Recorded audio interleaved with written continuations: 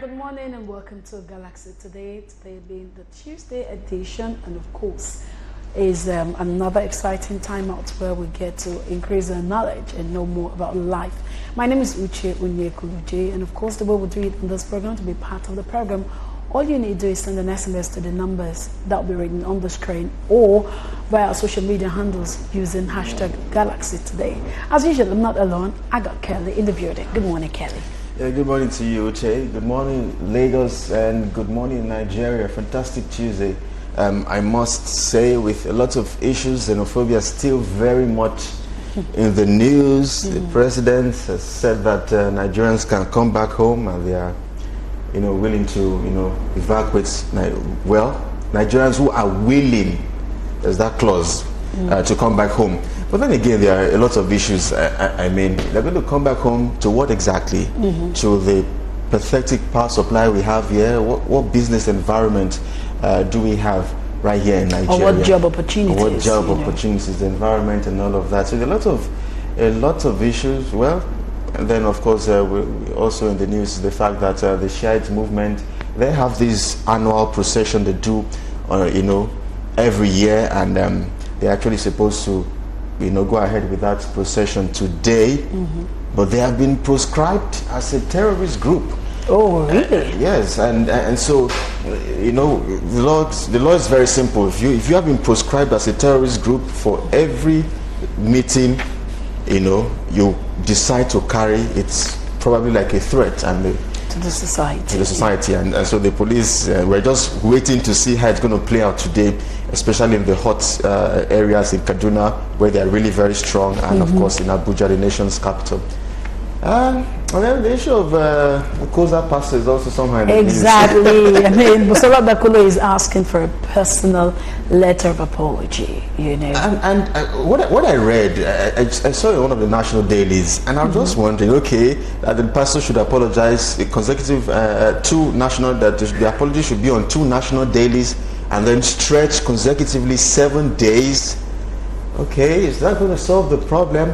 Well, I hope it does, if that's what... Because she did say that whatever happened between them actually affected her marriage. I did hear, I don't know how valid the information is, but I did hear from solid sources that at a time her children's paternity were questioned. I mean, for crying out loud. So we didn't know how far it affected the marriage. Absolutely. But then she felt like him apologizing in one way or the other means that he's owning up to the action, and that the center probably to put a whole lot of things at rest.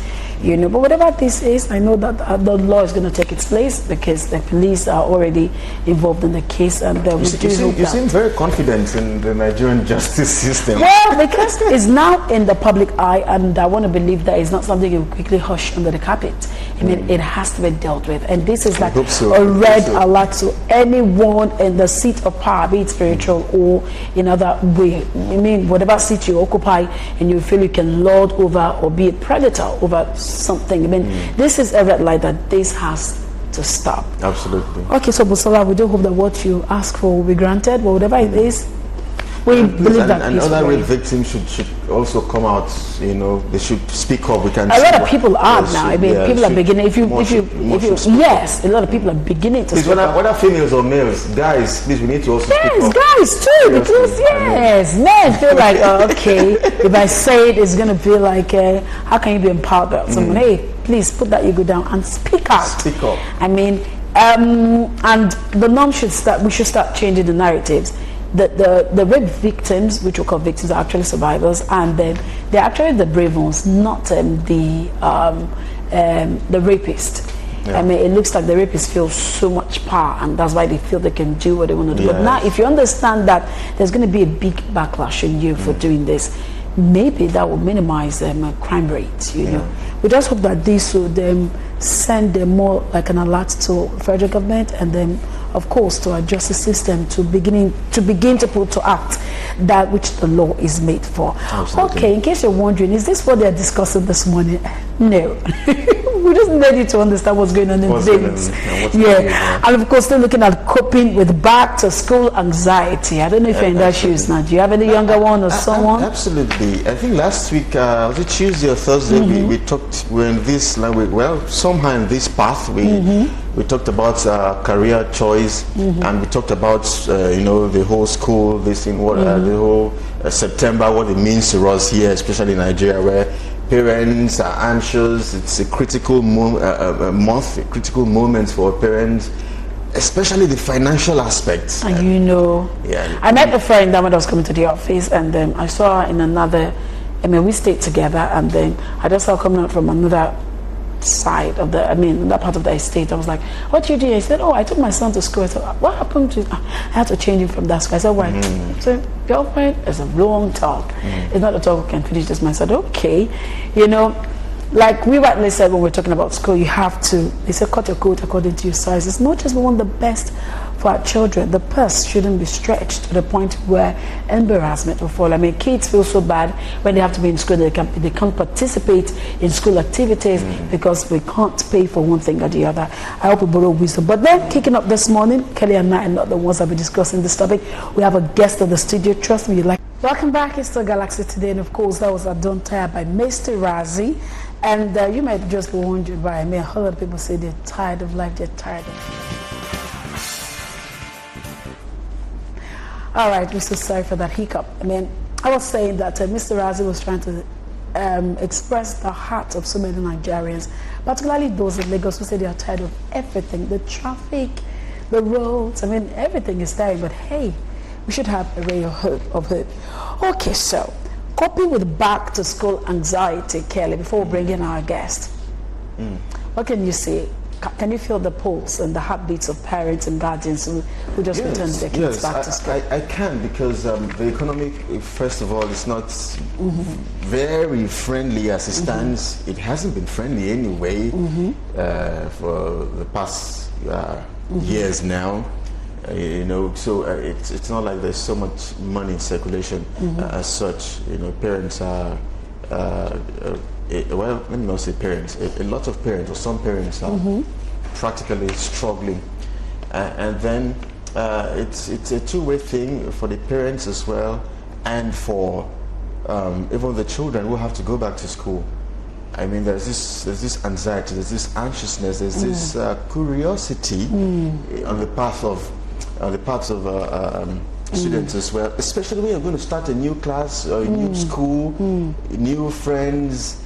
Well, some of them, you may not know them, going to a different environment entirely. Some schools probably would have bullies and all of that. So coping with all of that, a lot of anxiety actually. So the part of the parents and the part of the students as well, and maybe even for the teachers who probably have been on break. Especially for those who are probably not passionate, because some people are just teaching because they just need to put food on the table. Exactly. So this break is over. Oh, these children with their wahala again. So some of them are not really doing it because they are very passionate about it. They're just doing it because a condition make crayfish bend. So a whole lot has to play: the children, the students, and then the parents. The financial commitment, very, very important. Okay, so we have in the studio the person that will be taking us through this topic. Like rightly said, we're looking at coping with back to school anxiety. A number is written on the screen. Send your SMS. Do not call, please. Just send SMS, and then of course we'll attend to your question or comment, whatever it is you want to say. And of course on the social media handles using hashtag Galaxy Today. Ladies and gentlemen, welcome with us a development consultant in person of Oludare Akinlaja, the founder and CEO Yadavasity. Good morning. Good morning, ma'am. Thank you. It's good to have you again. Good morning, welcome. Great to have you on the show with us. Yeah, it's good to be here. It's good to be here. Thank you, guys. Okay, so I like the word Yadavasity. Hebrewic and of course English coming together. English has a way of borrowing words anyway. A lot actually. English is like the highest borrower. We borrow from Latin, from Hebrew, from French, everything. A lot of words, especially that has to do with the food and kitchen and all of that. Just lifted from French. From French. English borrows a lot. Okay, so we're looking at coping with back to school. is really an anxiety. Yeah, it is. And it looks like this thing it comes quarterly, it's seasonal. For some people, it's almost like a lifestyle. The blood, the blood pressure rush. keeps, bumping up like, okay, it's time to go back to school. And the beautiful thing about this session is it's a new session. Yes. And if you have wonderful children who believes in starting with everything new, maybe not school, you have to start with new school bag, new socks, everything is new, the textbooks, the stationaries, Yeah. How would you suggest the parents to cope with this? Oh, all right. Thank you very much. First of all, I think people see this as an investment. And that's the best perspective to really have, that it's an investment, or else you see it as A burden. a burden. So you first must see it as an investment. You'll be shocked that education has even affected how many children people give birth to these days. So people are Yes. cautious of giving birth Exactly, to, yes, because yes. they want to give the best to their children. So I say instead of having 4 or 5, we'll make it 2, so we can give all the resources to these 2 people and all. But I think certain parents plan for these things. In the midst of the whole complexity with the economy, with the situation of the country, certain parents, even if they feel the pressure, but they literally plan, like they are planning for a business growth. They literally plan for the education of their children. So over the last year or 2 years, you'll be shocked that the concept of homeschooling has increased. Yeah, so people now say, you know what, let's homeschool our children.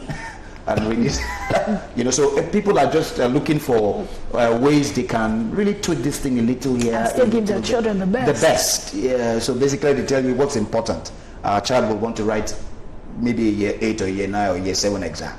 Our child will want to write a senior WAEC or a junior WAEC. That's what's important, isn't it? If the child is prepared for it, they won't ask how he prepared for it. They will just say he's prepared to write it. So a lot of people are tweaking here, tweaking there. So I think for parents to be less under pressure, it takes a lot of planning, especially when you have multiple children who are very close to each other in age. That's also another pressure. Yes.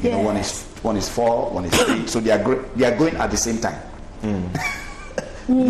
Many years ago, maybe the person coming behind you might be 4 years or 3-year gaps. So it's easy to say yes, but now they follow each other, 1 year, 2 year gaps, and one is in year 8, one is in year 7, another one is in year 5, one is in year 4. So they literally go together. I'm sure that's what also increases pressure for parents. But I think proper planning. Okay. I was just going to add, so all of these year 8, year 7, we have kindergarten 1 now, kindergarten 2. I mean, for crying out loud, is it not too much? Is it not just a way of milking some of these parents? So there are kinds of education. So I'm sure when we were younger, it was primary 1, primary 2, primary 2, and it's literally the same thing, really. They just want to use a British kind of definition. So if you say in primary 5 or primary 6, you say year 7, year 8, year 12, year 10. So that's just the difference. Instead of saying nursery 1, okay, you say year 4 or 8. So that's it's just syntax, really. Nothing has really changed. Okay, but yeah. Would you advise parents to send their kids as early as age 2 to school? I mean, I know they say at that time they can learn a couple of things. I mean, what are they really learning? If not for nursery rhymes. I mean, you can have this at home.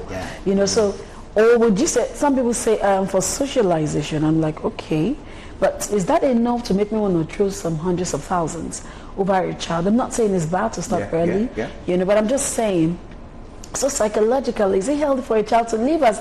I mean, you're waking the child 6 a.m. like you're normal, and you make the child become an adult even before the child is a teenager. So I'm wondering, still talking about coping with back to school anxiety, is it properly right for a child to start school at 2? All right, so I don't want to be oblivious of the realities of the city we live in, Lagos, for instance. A large chunk of parents do certain things they do even to have time for themselves. So father works, mother works. Children are forced to begin to either go to a daycare center or go to an education institution very early because the parents do not trust that maybe their child will be safe with maybe house help or a guardian. So the next best place a child can spend a large chunk of the day is a school environment. So that's really what motivates certain people to do those things. Personally, I don't think that a child must be pumped with so much they won't learn anything literally. 2, 3, 4. They just want to be jumping, watching cartoons, jumping all. from side to side and all. So that's really what they do. Really, there's really no pressure of wanting to learn something to pass or anything. So I don't think there's any form of. I don't like to call it a school for age 2 or 3. I could call it a play group or a play arena for them really. So it's really because of the city we're in and the demands of parents and work that usually will drive a parent to take a child to a place at the age of 2 or 3. If parents had choices of maybe a grandparent available, I don't think they will take their children to school at 2 and at 3. Okay. Yeah, sometimes it's that pressure of the society and the environment of work and the rest. What's the next best place your child can be comfortable in and you're not afraid that something has happened or someone has taken the child? Is that environment or that play group? Okay. Yes. I like what you said about homeschooling, Yes. but is this something you think Nigerians are beginning to embrace? Yes. I see. Yeah. And if you say homeschooling, how would that affect the child psychologically? I mean, you're not in a proper schooling system where we know that school is beyond what they write on the board or what they teach you. Yeah. There's a part where you mingle with your People. people. There's a part where your psychology grows, There's a part where your teacher who understands the psychology of children and gets to knows what your child needs at a particular age. Do you not think homeschooling has too much of a disadvantage than an advantage? So it's a very complex thing to really say one disadvantage outweighs the advantages. Every single person can argue about what's important to him or what's not important to him or her. So really, the advantage of homeschooling really is it can be anything. Like I said, sometimes it's financial. So some parents say, you know what, we can't spend all the money to send my child to a school. Why don't we get a teacher who can pay a particular amount of money who comes home? I know, in fact, I know a particular family who the 3 children are going to enter university now. Homeschooling. Homeschooling all the way. So, but like you rightly said, most of the time the fear is, will a child who is isolated from community not be different from another child who went to a school environment? And because I know when it comes to academics, there's a part for extracurricular activities, where you can actually, there's a part where the child's talent and giftings are sharpened. I express, socialize and all. Socialize. But so parents who use homeschooling as an alternative are very intentional about it. It's not just, so which is why lack of financial stability is not just the only excuse you need to have. It needs to be more holistic, or else you will cheat the child of the other aspects of development. Who plays a more critical role? I mean, there's been these debates, the parents, the teachers. Since these children get to spend probably longer hours, probably with teachers, who plays a more critical role, the parents or the teachers? So it still boils down to society. There are countries in the world where they don't allow their children to go to school until they are 6. Okay. You will never Until go. they are 6. Yes, you will never go until you are 6, because the country, they assume that between the ages of 0 and 6, everything you learn must be family based. Must be parent based. First point of socialization Must be family, and it has helped that society. Yes. To get good educational development and learning and all. So that's what the society, and it's like a policy thing. No school will take a child until the child has crossed a particular age. So if that is the way, the parent will literally have more foundational influence on the child. Because between the ages of 0 and 6, you kind of create some formations. When the child then goes to school, the child is just reacting based on my daddy said, mommy said, oh, I saw daddy do this, oh, I saw mommy do this. So it's cruise control, But when from the ages of 2 and 3, children are already going to school, that's when you begin to say teachers are having influence.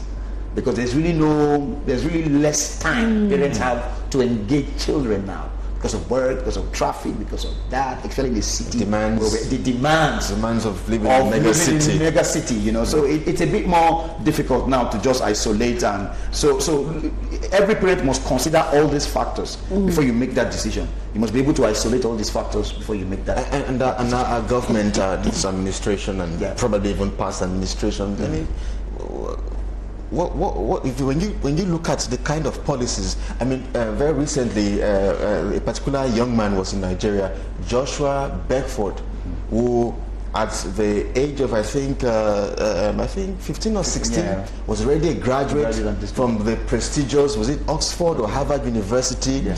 And you get to see a lot of children from such environment, 14, 15 years, they already graduate.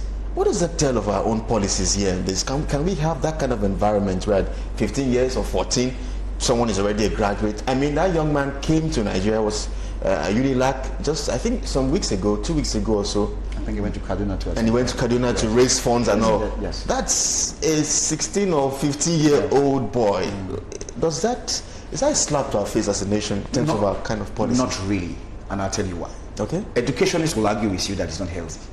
Certain educationists and certain school of thoughts will tell you it's not healthy to rush children. So I don't really want to say one is best or one is better. Now, he was able to do that because he was in a country, it was in America. Where he was enabled, yeah. He will be in some countries in Europe where they won't allow that. Does not mean they are less smarter or less intelligent. It's just that they have this belief, and it's usually schools of thought when it comes to educational development. So there are different schools of thought. There are people who will say you allow a child to grow out. For instance, in Britain, no matter how brilliant you are, there's an age you must get to before you go into. Yes, I feel you shouldn't skip any any phase. You shouldn't go. So sometimes it's also a environmental condition. So really, it's not really a slap on the face of age now. So I'm just using that to balance that age thing. So it's important, but also to also validate your point, where I think we, even in Nigeria, need to do something about it. It's not really about age. It's really about the content of learning. Okay. The content of learning.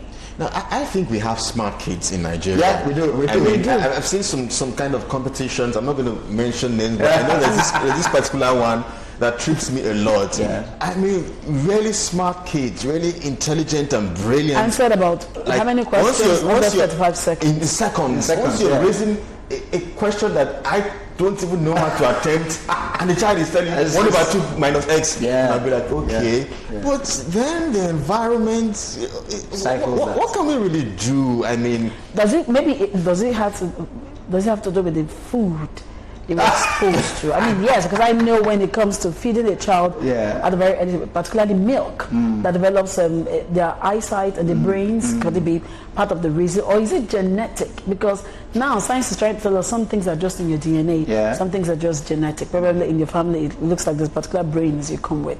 But be that as it may, knowing that parents want the best for their children, and then everyone wants their daughters or their sons. To be 10 times better than what they are. I mean, that is what pushes parents to put them in this kind of schools where they feel they can be exposed to the real situation of things. Okay, somebody told me, I'm taking my child to school because of STEM. I said, what do you mean STEM? He said, science, technology, engineering and mathematics. And really, it seems like this is a part where our country is really, failing. Our creative industry is really trying. Okay, now saying that as a parent that you want that for your child, now, how do you go about giving your child the best, and yet you're not going through financial pressures or psychological pressures, or you're not going through any form of other? I mean, you get to a stage where you are satisfied. Yes, I am giving my child the best, not just because my pocket can afford it, but because I know this is the best. How do we talk to such parents? Including me too, because I want my child to have the best. It doesn't necessarily be an upcoming parent. we're not saying it has to be the mega school, but how do we give them the best of education where they can compete globally? All right, so I'll say this to put pressure on the parents, not financial, but pressure. Okay. A child's first model is the parent. Okay. You know, when we used to be in school, then we used to say children of professors are naturally intelligent. So if you went to school with anybody who maybe mother and father are professors, look at them, there's a natural inclination for intelligence. Yes. You know what? Those things are not genetic. They just simply came into an environment where learning was important. Okay. So they made sure. So you didn't go to those houses and you found Lego bricks. You found encyclopedias. You found books, big journals. So from the age of 3, 4, 5, you had children who were already reading them, who are used to maps. So or they were buying them toys, newspapers or puzzles. They were already fixing puzzles at the age of 4, 5. So the parent is the first model for learning. I see. It's not even about just paying school fees now. Let's leave that first. The first exposure to what learning is comes from a parent. Okay. Do you think parents have failed on a large scale? So I don't want to be selfish using the word failed. But sometimes if you knew more or if you knew differently, you would do differently. You do, exactly. So sometimes some people don't even know that there are certain things that need to be done. There are loads and loads of my friends and mentors who are bringing certain kinds of perspectives into the Nigerian society that people never thought existed. Like your family can be engineered. There's a scientific way to build a family, to build a child, by the things you do, by being deliberate. Do you get what I'm saying? So over the years in Nigeria, maybe we were not aware of that body of knowledge, that it existed. That I could actually look at my child at the age of 1 and say between the age of 1 and 10, I want my child to be able to think like this. And I begin to program what the child watches, the books the child reads, the child's interest. It's a deliberate program. It's intentional. It's a sacrifice, something. Yeah, you need to pay attention to it. You need to pay attention to it. Okay. So you're looking at the child from age 1 or 2. What does the child like? What's he attracted to? Is he attracted to colors? Is he attracted to this? Okay, so let me buy him books that has colors. Let him study how the world is. Let him study. So video. It's not every time you give your child phone. So, oh, my child likes this. Okay, play it and give. No. You need to be intentional with how you want your child's mind to be framed. A lot of people in our generation, for instance, you'll be shocked that's why critical thinking, our ability to think about something critically or innovate or being innovative was very difficult.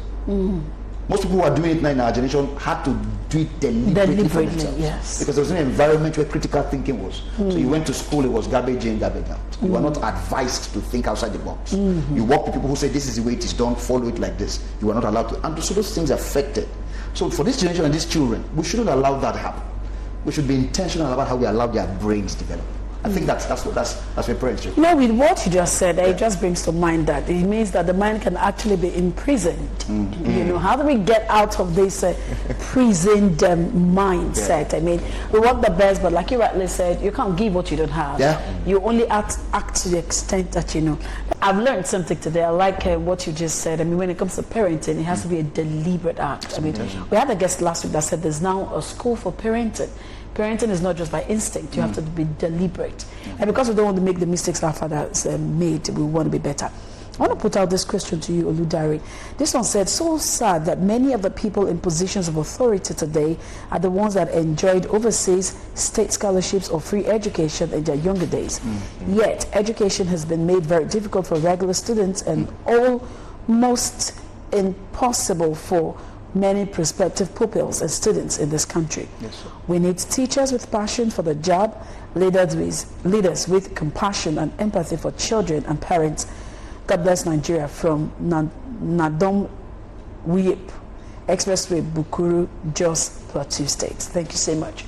Okay, tying this with what you just said, are we going to say that we have to wait for the government to do this, knowing that, I like to say, we're already our own government. I mean, we provide our water. You provide our water, you provide your light yourself, So are we going to sit back and wait for this government whom we felt fed through scholarships to get where they're going to? Or we just sit back and just hold the future ourselves? All right, so that does not mean we're giving the government the room not to play their role. Play their roles. Yeah. So it's also very important. I always like to create that balance. As a consultant, you must be sure you are looking at all the angles clearly. Okay. Whether we like it or not, people are already doing that personally. People are already going to private schools, driving private classes. There's a spring up now, private schools. In fact, there's a shift. I was going to ask. There's that shift from to private schools, private schools. And I believe that's not really healthy. And I'll tell you why. There's a stability. You see, no matter what we think about it, there's a stability a unilateral decision creates, which comes from the government. When government makes something a policy, it kind of strengthens the state and gives us some sort of guideline to how far we cannot really go. The challenge with the environment we're in is, apart from the policies, they're not even creating policies, they're not innovating the policies. You will be shocked if you go to our educational archives, you'll be shocked the kind of policies Nigeria has, education-wise. Then you will also be shocked at other policies that you know that should not exist. You know, so I understand that. Of course, we will take things into our hands. We will push frontiers. People are already learning to code by themselves. There are many companies and schools springing up that are trying to drive and help individuals. But until certain things become government, which is the central body for control, we will keep having all these haphazard results here and there. But do you trust this particular administration? I'm sure that actually promised to overhaul the education sector. Do you see them actually doing that? First of all, I am of the opinion that there are certain arms of government that must not be given to people who are not technocrats in that field. Okay. Now, people always give the excuse that in other climes, people who run certain offices might not be experts in those areas. Okay. Now, that's an area or a country or countries that have institutions. You can go this far, you can't go any further. But in an environment where we are still trying to build something, we are still trying to create a system, we're still trying to know what works best, we need experts in areas. Education, I'm not saying give it to a professor, that's not what I'm saying.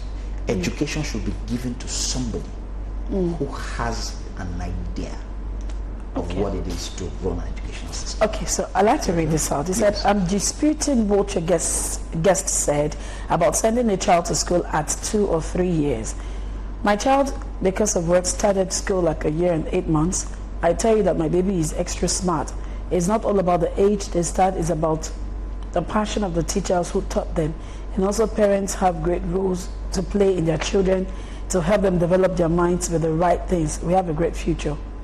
Okay, so it looks like this person wasn't there where you said a couple of things about parents playing a larger role when it comes to educating their child. Okay, this one said, I love the topic of today is what is happening today. Thanks to the man in black. That is you. That's from Joseph Edit. Okay, so the person was saying about age, about yes. I am. You know, I said there's a reason why people do that. Yes, you can send them early to school. It does not mean it is bad in itself, but psychologists, and it can be proven anyway, will argue that sometimes not every child can handle that pressure.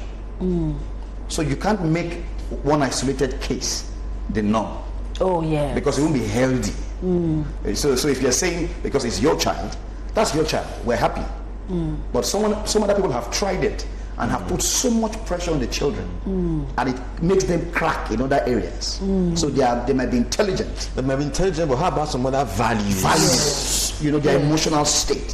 So you need to be careful how you look at what it is. So I'm not saying people don't do that. People do that and it works. But psychologists will argue with you that it's not always healthy to force that kind of exposure on a child very early. You allow them blossom into it, allow them play. So for instance, we went for a conference and one of my mentors, who is now very important somewhere in Nigeria, says she went to a classroom and they were teaching nursery 1 of children of 2-3 years old how to spell elephant. She entered and said, why would you be teaching 2-year-olds? These children they have no idea what you're talking about. They want to play, they want to hold balls, they're all interested in colors, in movement. You see, so sometimes we need to be careful as to what we call this thing. So because it works in one case, we shouldn't really make it a norm. It might not be healthy for every child. Okay, talking about that, I mean, still talking about the couple back to school anxiety. I want us to look at this from this angle again. I mean, would you say that because someone said saving up is not enough. I mean, kids these days don't want to hear there's no goody. I mean, if there's no drink, there just has to be drink. You can't say you are broke. Why can't I have biscuits? You know. All this put together, saying that it has a way of putting parents under pressure. How would you suggest to parents to, would I use the word save up or plan? Okay, so let's look. I want something that can work for both salary earners, traders, business owners. You know, people will know that the money comes in. For those is monthly. For some is daily. For some is anytime it comes. It comes. You know. Okay, so I'm not a financial person. I'm not a finance person. I'm sure there will be financial people who will have practical steps to this. But for just because we have dealt with people in the educational system and all that and how people do it, there are loads and loads of funds that are springing up now to help these kind of things. Even the financial institutions are beginning to create back to school fund. There are organizations who are also helping people who might not be able to buy equipment and materials for their children to do that. So there are little pockets and associations of systems that are helping parents. Because really, you no matter how powerful you are, or how much money you make. There's the power of community, and there's the power of a support system.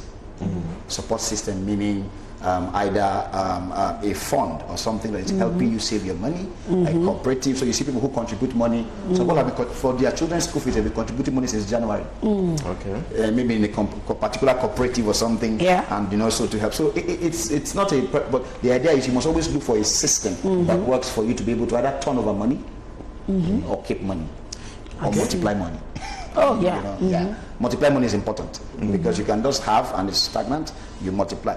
I've seen couples fight because one of the parents has taken savings for school fees to augment something else, and time for school fees has come, and they see, I told you, keep the money. So that discipline to know education is important. That's why I said that when I said it's also an investment.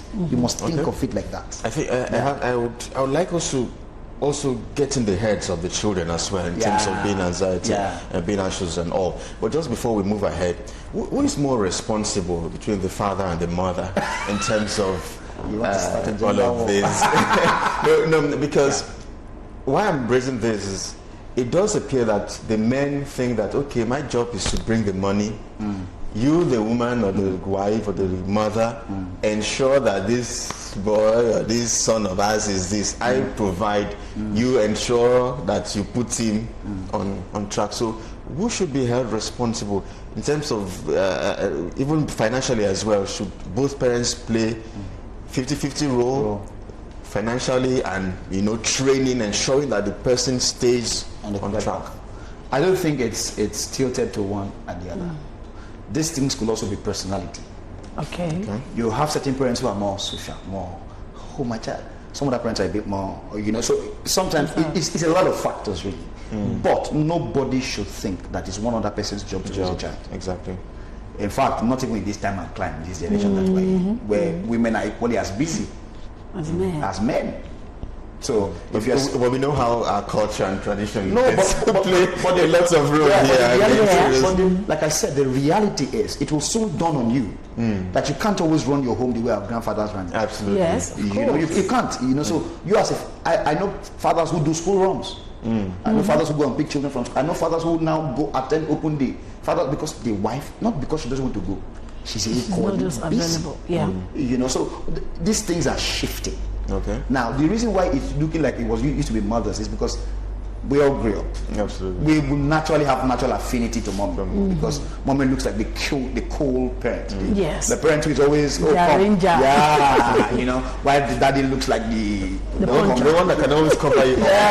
Mommy will always. Okay. Yes. But let's talk about the children now.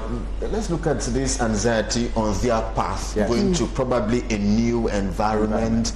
A new school, new friends, they might be hostile and all of that. Any words for them? First of all, I'm not sure they would watch. Of course, some are in school already, while some are actually watching. But what I think is, it's age dependent.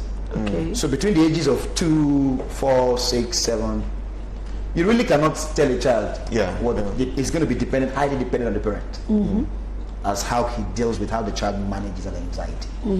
But if they are much older, it's usually the talk of when the child gets to a school, they usually find the person they click with. So when they get into an environment, they usually find the person they will click with. Which is why I keep hammering it. We really cannot isolate the parent or the family from how a child will react outside. How a child sees people and is ready to help. How a child sees people and is ready to be nice. So the best thing is always to just enjoy where they are, be very close to their teachers. Okay.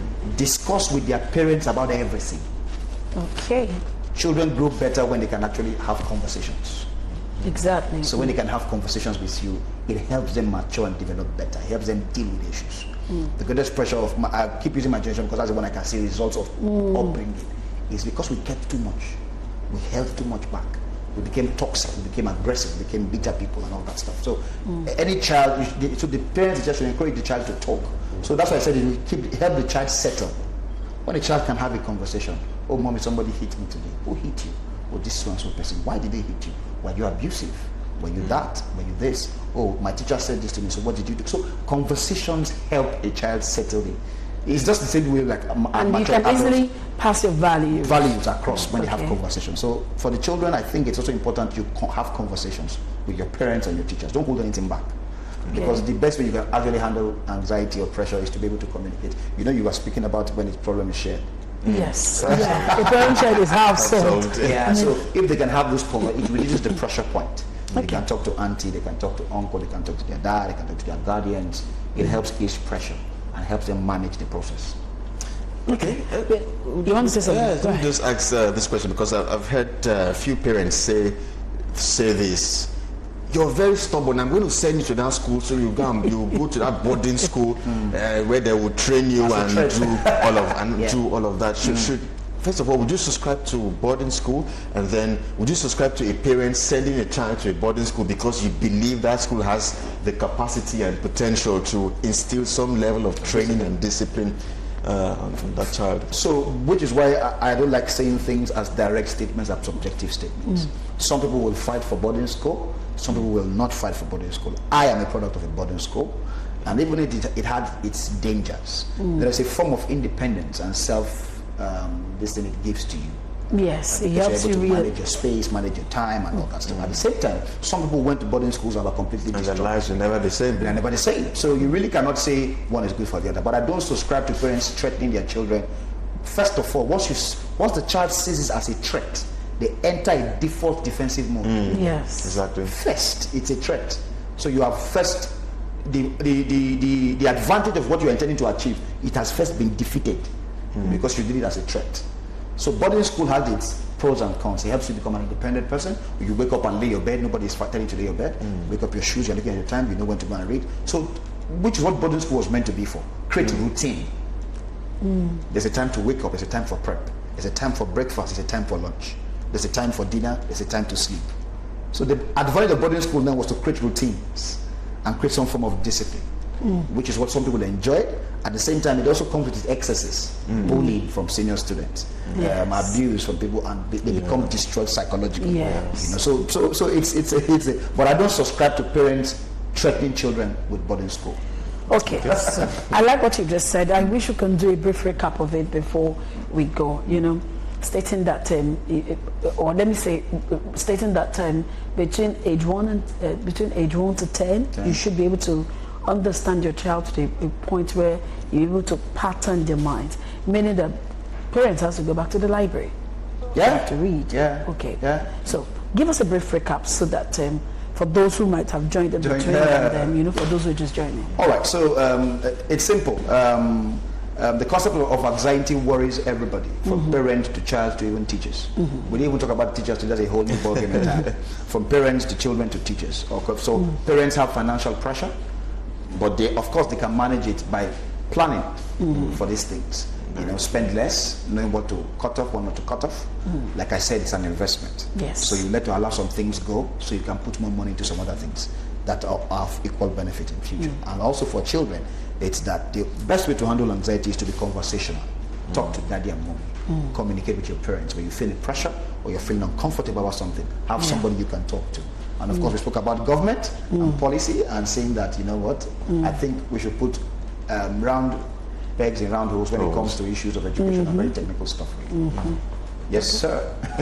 Okay, so I like that. This one said, before we said, your guest talked about a boy who became a university graduate at the age of 16. Did the boy jump classes? Okay, thank you so much, Oludari Akinlaja. We are so grateful. But before you leave, let's have your social media handle in case people want to reach you for counseling and also for tutors. Okay, so my social media handle is my name, Oludari Akinlaja. Oludare Akinlaja.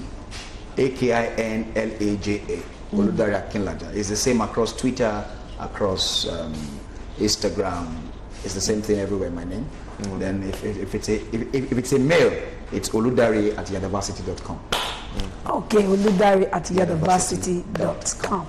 Thank you so much. We've been speaking with a development consultant, and he's taking us through the right of parenthood, and of course being a child, the government as well, and then teachers.